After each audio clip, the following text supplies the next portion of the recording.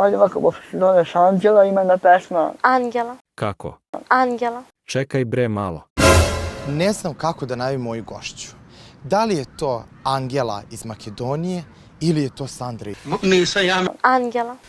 Ja sam Sandra. muško. Naravno, bravo. To je naravno od ribe čorbe, naravno.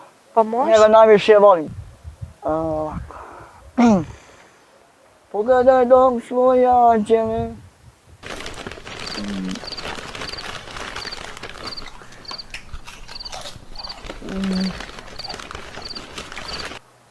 Skini. Jej, seksualni manjače! Paučinu s očiju.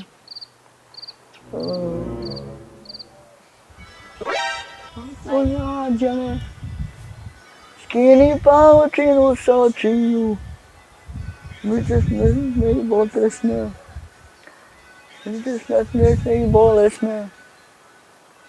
Vidite smuti jad.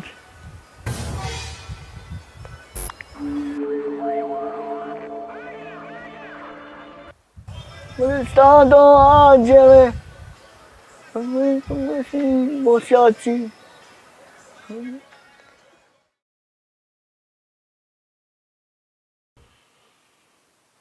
Polako, slobodno. Otvori oči, nemoj se plašiti. Dobro, okej, ne plašim se, okej. Znači se, pogledaj u nebo. Vidim. To je to!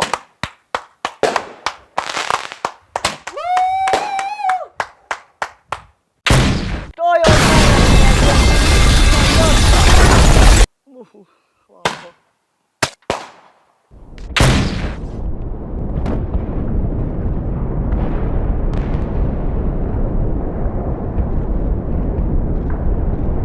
Hvala. Imam još jedne za tebe, da li možeš da mi začekaš minut? Naravno.